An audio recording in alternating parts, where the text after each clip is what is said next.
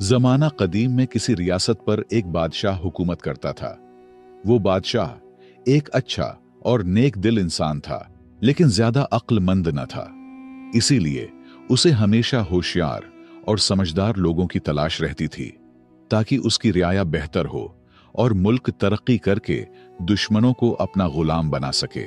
बादशाह की अपनी मौजूदा रियाया भी उसे कुछ खास कारामद महसूस न होती थी। वो लोग सिर्फ मशवरे देते थे और उसके बदले तनख्वाहें वसूल करते थे, मगर उनके मशवरों में वो तासीर न थी जो बादशाह चाहता था। ये सोच अक्सर उसे बेचैन रखती। एक दिन बादशाह ने इसी उलझन से निजात के लिए अपने दरबारियों के साथ जंगल की सैर का इरादा किया। शायद कुदरत ही उसे किसी जवाब तक ले जाए। बादशाह जंगल पहुंचे और खूब सैर व तफरीह के बाद वापसी का सफर शुरू किया, तो रास्ते में उनकी नजर एक अजीब मंजर पर पड़ी। एक शख्स एक बड़े दरख्त के नीचे बैठा हुआ था और वो खुद से बातें कर रहा था, जो दूर से पागल और अजीब सा लग रहा था। ये देखकर बादशाह रुक गए।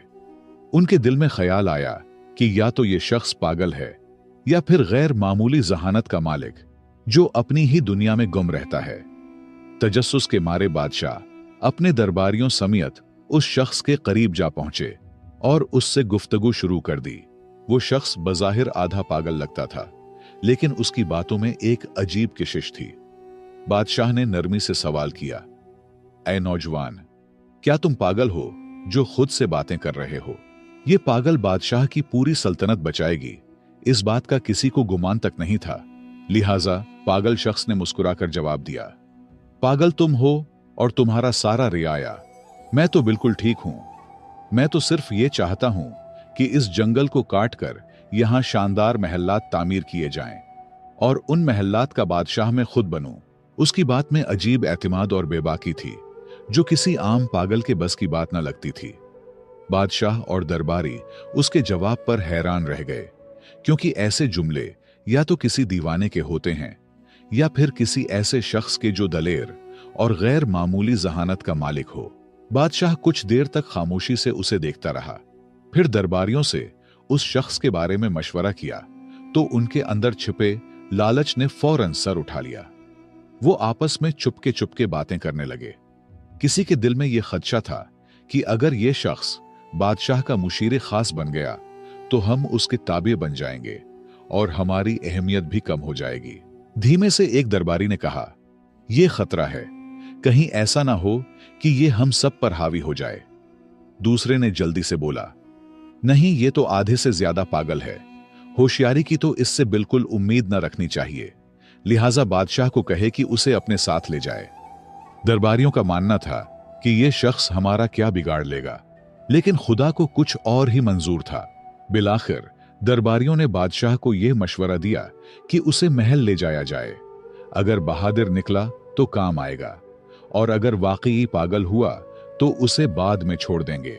बादशाह ने दरबारियों की राय पर अमल करते हुए बिस्मिल्लाह कहा और कुछ दबाव डालकर उस शख्स को अपने साथ चलने पर आमादा कर लिया। मगर रास्ते में अचानक उस शख्स ने घोड़े को दूसरी सिम्मत मोड़ दिया और कोशिश की कि भाग जाए। बादशाह और उसके दरबारी फौरन उसके पीछे लगा दिए। ताक़ब करते हुए वो उसे दोबारा काबू में ले आए और उसी रास्ते से महल की जानिब रवाना हो गए। जैसे ही वो महल पहुंचे तो हैरत अंगेज तौर पर वहां लोगों की भीड़ जमा थी। सब खुशी से नारे लगा रहे थे और बादशाह को मुबारकबाद दे रहे थे। बादशाह और उसके दरबारी ये देखकर हैरान रह गए और पूछा, ये किस बात की मुबारकबाद है? लोगों ने बताया, बादशाह सलामत, जिस रास्ते से आप सैर के लिए गए थे वहां दुश्मन की भारी फौज घात में बैठी थी, जबरदस्त असलहे के साथ। हमें तो यकीन हो गया था कि आप कभी वापस नहीं आएंगे।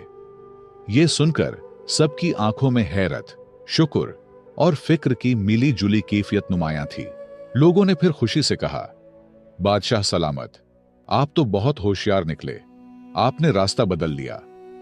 बादशाह ने खामोशी से उस पागल शख्स की तरफ देखा और दिल में सोचा कि यह शख्स वाकई मामूली नहीं, कुछ खास है। फिर उसने दरबारियों की तरफ मुतवज्जे होकर हुक्म दिया, जल्दी करो, इस शख्स के लिए एक बेहतरीन कुर्सी तैयार करो, आज से ये मेरे साथ रहेगा। दरबारी, जो पहले ही दिल में डरे हुए थे, फौरन बोल पड़े, बादशाह सलामत, ये शख्स तो पागल है, ऐसा ना हो कि आपको नुकसान पहुंचा दे। आपके साथ तो हम जैसे अक्लमंद लोगों को होना चाहिए। मगर बादशाह ने उनकी बात को रद्द करते हुए संजीदगी से कहा, नहीं, ये शख्स तुम सबसे ज्यादा ज़हीन है। चुपचाप होकर हमें खतरनाक दुश्मन से बचाया। ये होता है ज्यादा ज़हीन लोगों की निशानी। अगर ये ना होता तो तुम में से किसी को खबर भी ना होती कि रास्ते में दुश्मन घात लगाए बैठा है। हमारी सलामती इसी की होशियारी की बदौलत है। ये सुनकर पागल मुस्कुराया और फख्र से बादशाह के पहलू में रखी कुर्सी पर बैठ गया। मगर इस लम्हे से महल में एक नया तनाजा जन्म लेने लगा। दरबारी, जो सदियों से नस्ल दर नस्ल उन कुर्सियों पर बैठते आए थे, किसी सूरत ये गवारा न कर सके कि एक अजनबी, और वो भी पागल कहलाने वाला, उनके बराबर आ बैठे। वो दिल ही दिल में जलने लगे और उस शख्स के खिलाफ साजिशों का जाल बनने लगे। लेकिन जिसे अल्लाह ताला इज्जत अता करे, उसे दुनिया की कोई ताकत गिरा नहीं सकता। इज्जत व जिल्लत का इख्तियार सिर्फ उसी के हाथ में है। ये कहानी सुनकर आपका अल्लाह की कुदरत पर यकीन और भी पुख्ता हो जाएगा। अल्लाह बादशाह को गिराकर फकीर बना सकता है और पागल को बादशाह बना सकता है। और जब वो किसी को बुलंद करना चाहे तो दुनिया की सारी साजिशें नाकाम हो जाती हैं। दरबारियों की साजिशें, उनका हसद और मुखालफत उस पागल को इज्जत कैसे देता है, आइए जानते हैं।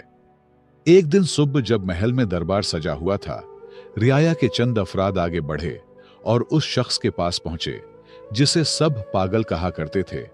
अदब से बोले, भाई साहब, आप पर सलामती हो, हम आपसे कुछ जरूरी बात करना चाहते हैं। रियाया ने बात करते हुए कहा, भाई साहब, आपको हमारे बादशाह के उसूलों और दरबारी आदाब का कुछ अंदाजा नहीं। हम तो बस ये चाहते हैं कि आप किसी गलत फहमी में कोई ऐसा कदम न उठा लें जिसकी वजह से आपको सजा भुगतनी पड़े। पागल ने हैरत से कहा, क्या मतलब, मुझे सजा मिलेगी? मैंने तो कभी नहीं कहा था कि मुझे यहां महल लाया जाए। यह कैसी मुसीबत है, मुझे वापस ले चलो। उसकी बात सुनते ही रियाया के चेहरे पर एक हल्की सी खुशी की लहर दौड़ गई। उन्हें लगा कि उनकी चाल कामयाब हो रही है, लेकिन बादशाह की डर से उसे डराकर महल से निकाल नहीं सकता, बल्कि नरमी से अपनी बात मनवाने की कोशिश करते हुए बोले, भाई साहब, आपको अंदाजा नहीं है कि अगर आप हमारी बात मानेंगे तो आपको क्या कुछ मिल सकता है। पागल, जो सजा के लफ्ज से वैसे ही खौफजदा था, फौरन घबराकर बोला, ठीक है, बताओ क्या करना है। मौका देखकर एक मुशीर, जो खुद बादशाह का करीबी मुशीर खास था और जिसकी कुर्सी अब उस पागल के जेर कब्जा थी, आगे बढ़ा और मौकारी से बोला, हमारे दरबार की रिवायत है कि दरबार का आगाज तभी होता है जब कोई शख्स बादशाह को थप्पड़ मारे या कोई ऐसा अमल करे जिससे दरबार बेदार हो जाए। पागल, जो अक्ल से बिल्कुल पैदल था, वो फौरन बोला, अरे ये तो कोई बड़ी बात नहीं, थप्पड़ किया, मैं तो बादशाह को लात भी मार सकता हूं। रियाया ने उसकी बेवकूफी पर हंसी छिपाते हुए उसे शाबाशी दी और खुशी से मजीद उकसाया। जब बादशाह कुर्सी पर बैठे तो तुम जाकर उसकी गर्दन पर जोरदार थप्पड़ रसीद करो, फिर देखना बादशाह इतना खुश होगा कि तुम्हें ढेर सारे इनामात से नवाजेगा। पागल ने भूलपन से बात मान ली। जब अगले दिन दरबार लगा और बादशाह तख्त पर बराजमान हुआ तो पागल निहायत सादगी से आगे बढ़ा और एक जोरदार थप्पड़ बादशाह की गर्दन पर दे मारा। इस जोर से बादशाह का ताज दूर जा गिरा, लेकिन जैसे ही ताज जमीन से टकराया, उसके नीचे से एक खतरनाक बिच्छू निकल आया। बादशाह फौरन चौंक कर खड़ा हुआ और उसे यह समझते देर न लगी कि अगर वो ताज सर पर रख लेता तो बिच्छू उसे काट लेता। शुक्रगुजारी से भरे दिल के साथ बादशाह ने पागल को सीने से लगा लिया। बादशाह ने पागल को सीने से लगाते हुए खुशी से कहा, मेरे अजीजों, ये सिर्फ एक शख्स है जो मुझसे सच्ची मोहब्बत रखता है। अगर ये मुझे थप्पड़ न मारता तो आज शायद मेरा आखिरी दिन होता। बादशाह के हुक्म पर पागल के लिए एक शानदार दावत का एहतिमाम किया गया और साथ ही उसे एक खूबसूरत महल भी इनाम में दे दिया गया। रियाया, जो पहले ही उससे हसद में मुब्तला थे, अब और भी परेशान हो गए। उनके दिलों में खौफ बैठ गया कि अगर यूं ही सिलसिला चलता रहा तो ये पागल उन सब की कुर्सियों का वारिस बन जाएगा। चुनांचा वो आपस में सरगोशियां करने लगे, यार ये बंदा तो बहुत तेजी से ऊपर जा रहा है, कुछ करना पड़ेगा, वरना हमारी सब इज्जतें और रुतबे खत्म हो जाएंगे। दूसरी तरफ वो आधा पागल दिल ही दिल में सोच रहा था, ये रियाया तो वाकई बड़े सच्चे और हमदर्द लोग हैं। देखो कितना जबरदस्त मशवरा दिया था। खुशी खुशी उसने दिल में फैसला कर लिया कि अब से जो भी ये लोग कहेंगे वही मानूंगा। अगले दिन रियाया दोबारा मशवरा करके उस पागल के महल पहुंचे। वो सब अंदर से तप रहे थे, मगर जाहिरी चेहरों पर मुस्कुराहट सजाए बैठे थे। एक मुशीर ने नरमी से बात शुरू की, भाई साहब, कल की तरकीब कैसी लगी? अगर आप थप्पड़ न मारते तो बादशाह आप पर शक करता और शायद आपको सजा भी हो जाती। पागल, जो अब इत्मीनान से महल में रह रहा था, मुस्कुराकर बोला, हाँ बिल्कुल, आप लोग बहुत अच्छे हो, आपकी तरकीब ने मेरी किस्मत बदल दी। रियाया ने मौका गनीमत जाना और अगला जाल बिछाया। लेकिन यह तो सच है कि जिसे अल्लाह रखे उसे कौन चखे। जितना मर्जी आपके खिलाफ कोई साजिश करे, लेकिन अगर तुम सच्चे हो और अल्लाह तुम्हारे साथ है तो कोई कुछ नहीं बिगाड़ सकता। रियाया ने पागल को मुखातब करते हुए कहा, अब एक और बात सुनो। सुबह जब दरबार लगे और बादशाह कुर्सी पर बैठने लगे तो तुम फौरन उसकी कुर्सी पीछे से खींच लेना। देखना, तुम्हें आधी बादशाहत मिलेगी। यह काम आसान नहीं, लेकिन तुम तो बहादुर हो, कर लोगे। पागल जल्दी से बोला, एक क्या, मैं तो 2 कुर्सियां भी खींच सकता हूं। रियाया हस्बे मामूल उसे शाबाशी देते हुए रुखसत हुए और सुबह दरबार में वही हुआ जिसकी उन्होंने पागल को करने को कहा था। जैसे ही बादशाह तख्त पर बैठने लगा, पागल ने मौका देखकर कुर्सी पीछे खींच ली, मगर बादशाह ने खुद पर काबू रखते हुए गिरने से पहले संभल कर खड़ा हो गया। जब उसने पीछे मुड़कर देखा तो हैरान रह गया कि कुर्सी का एक पांव अंदर से पहले ही टूट चुका था। बादशाह ने फौरन पागल की तरफ देखा, उसे गले लगाया और बुलंद आवाज में सबके सामने कहा, देखो ये शख्स कितना होशियार और वफादार है। अगर ये ना होता तो मैं कुर्सी समेत जमीन पर गिरकर जख्मी हो जाता। फिर उसे तमगा इम्तियाज देकर अपने फौज का जर्नेल मुंतखब कर दिया और दरबार में एक बार फिर उसकी बहादुरी की दाद दी गई। ये देखकर रियाया सर पकड़कर रह गए। वो जो हर बार उसे गिराने आते, उसी की इज्जत में इजाफा होता रहा। अब वो तंग आकर एक दूसरे से कहने लगे, यार ये कैसी मुसीबत है। हम तो चाहते हैं कि उसे सजा हो, बादशाह नाराज हो और वो फांसी चढ़े, मगर ये हर बार बाजी मार जाता है। अब मामला हाथ से निकलता देखकर मुशीरों ने एक गहरा मंसूबा बनाया, ऐसा मंसूबा जो पूरी सल्तनत को हिलाकर रख सकता था। सबने मिलकर फैसला किया कि वो पड़ोसी बादशाह से खुफिया राब्ता करेंगे, उसे जंग पर उकसाएंगे और वादा करेंगे कि हम तुम पर हमला करेंगे। लेकिन बादशाह को इत्मीनान दिया गया कि रियाया सब आपके साथ है, सब हम संभालेंगे, बस तुमने सिर्फ हमारे जर्नील को मारना है, बाकी सब कुछ हम पे छोड़ दे। रियाया ने यह साजिशी खत भेजा और दूसरी बादशाहत की जांच पड़ताल के बाद वो राजी हो गया।